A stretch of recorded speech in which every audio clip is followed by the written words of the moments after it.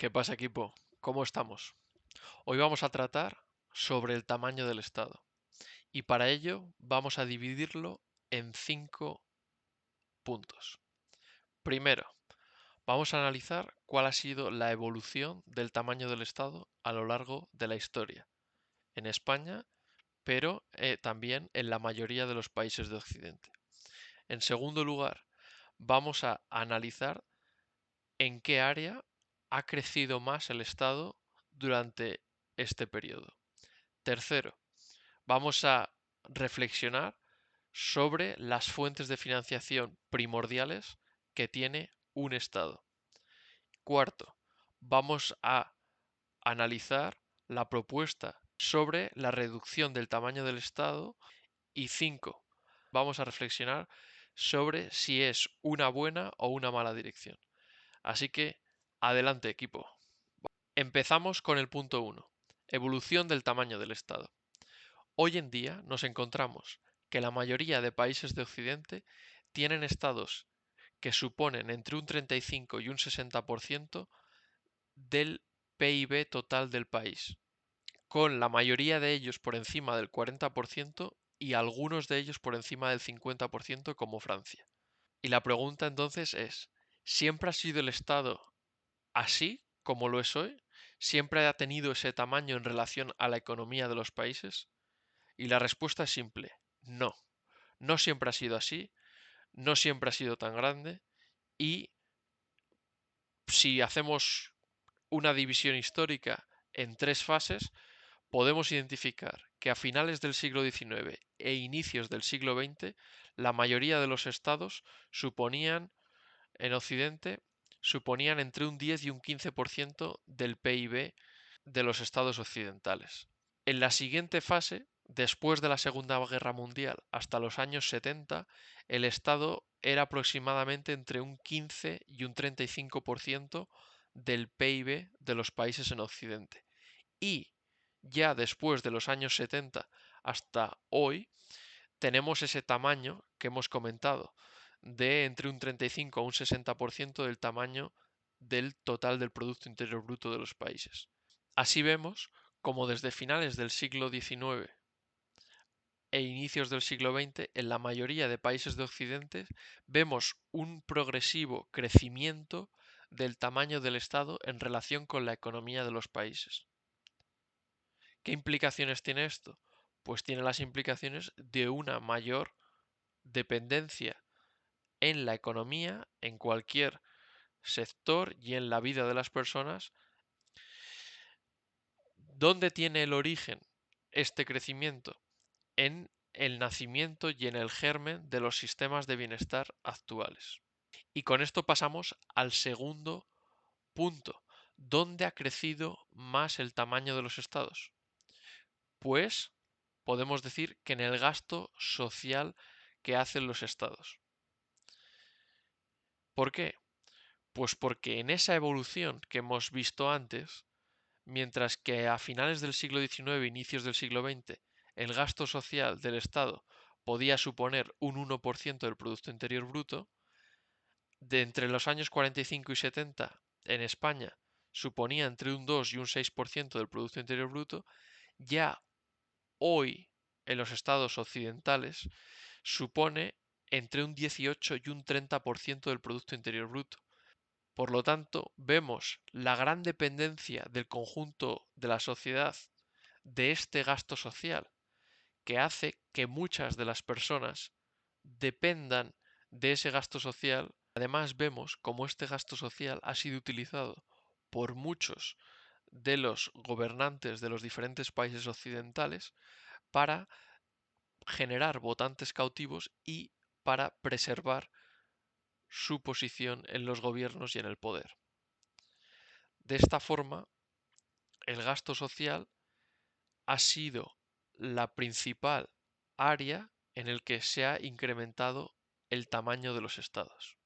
Y pasamos al tercer punto. ¿Cómo se financia principalmente este gasto público, este incremento del tamaño del Estado en relación con la economía? Pues principalmente a través de los contribuyentes.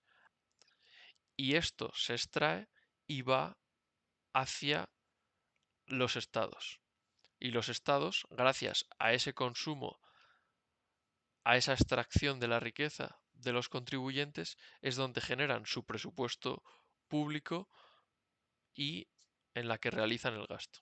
Existen también otras formas de financiar los estados, como puede ser la impresión de dinero. Pero en la mayoría de los estados occidentales, la principal fuente por la que se financian los estados es a través de los contribuyentes y a través de los impuestos y tasas que se extraen de ellos. Con esto pasamos al cuarto punto que vamos a tratar hoy, y es qué tamaño debe tener el Estado. Pues aquí existen, en función de las diferentes teorías que podamos aplicar, diferentes perspectivas. Desde una visión comunista en la que el Estado lo tiene que poseer todo y por lo tanto sería un Estado grande, a lo que están tendiendo las sociedades occidentales.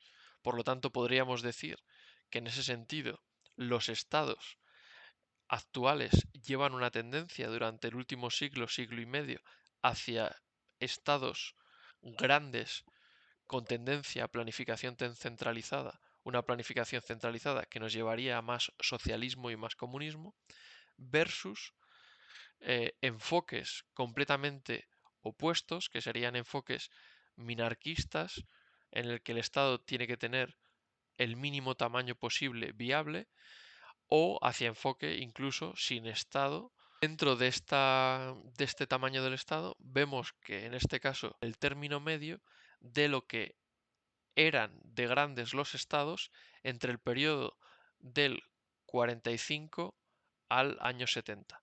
Aproximadamente un término medio en esa fase podría ser de un 25% en el conjunto de los países de la OECD, que fue una época de gran avance en la sociedad del bienestar y con un incremento de la calidad de vida en la mayoría de los países occidentales.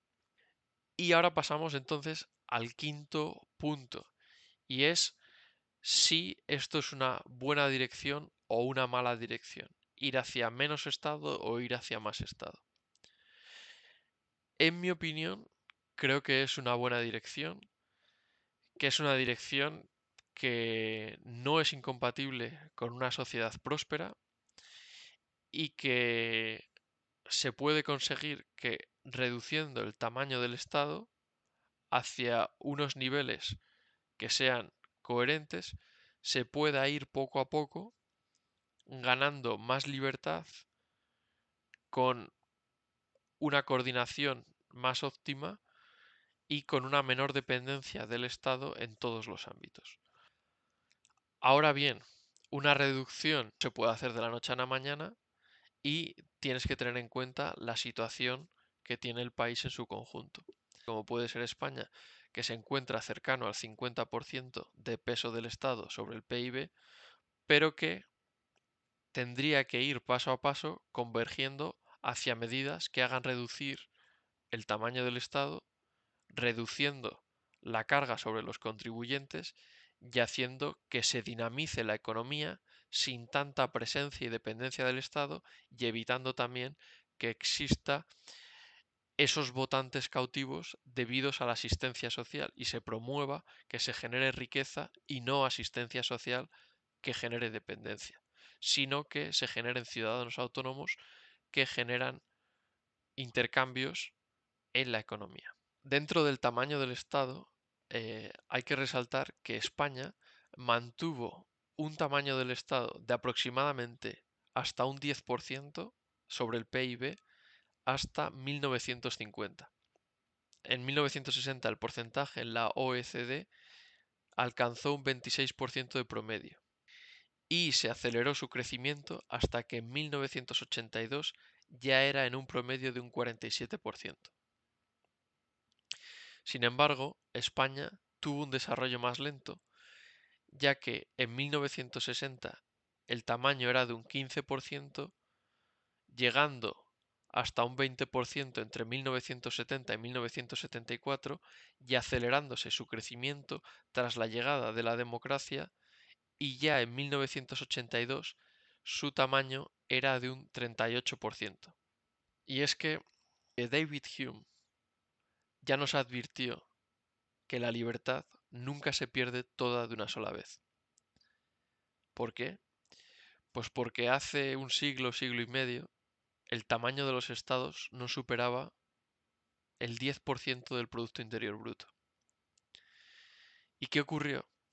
Pues que el crecimiento de los salarios y de la clase media, especialmente después de la Segunda Guerra Mundial, hizo que esas clases medias empezaran a ser utilizadas como fuente fiscal, y se convenció a la mayoría de la población de que se hacía por su bien, para redistribuir la riqueza, para que haya más justicia social, etc.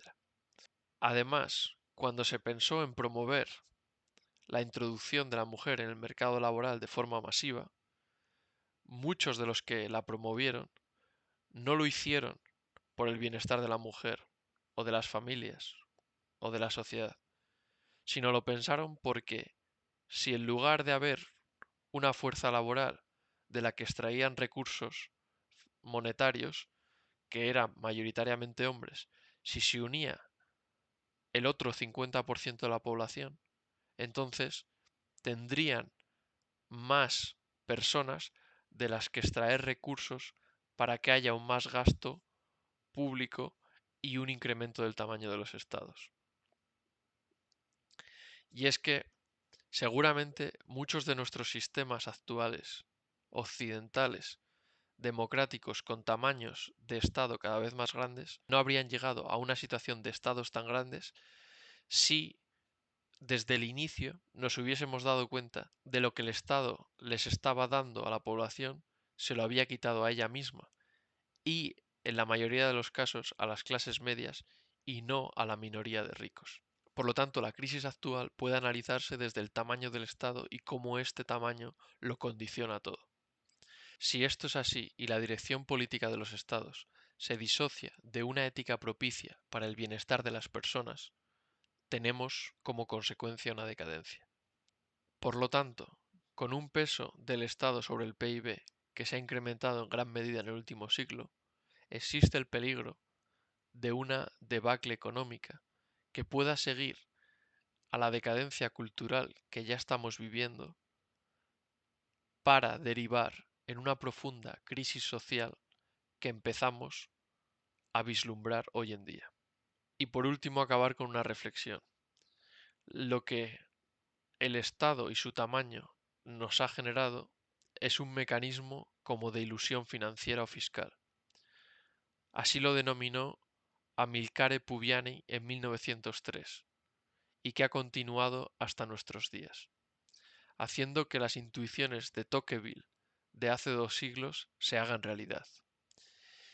En aquel momento ya avanzaba sobre la posibilidad de recortes a la libertad individual y de intrusiones en la vida privada para imponer un Estado democrático paternalista que pastorea a sus súbditos, no para que crezcan, sino para que permanezcan siempre obedientes al Estado, en este caso, obedientes en el rebaño. Y por tanto, la gran esperanza, y por eso la dirección hacia reducir el tamaño del Estado, la gran esperanza es que este proceso en el que el Estado crece y crece y crece, pues tenga límites, y que de hecho ya somos contemporáneos de este punto de inflexión, un punto de inflexión que nos lleve a estados más pequeños, que hagan que no haya tanta dependencia del Estado por parte de la sociedad y que incrementen los niveles de libertad de las personas. Siempre adelante y ánimo, equipo.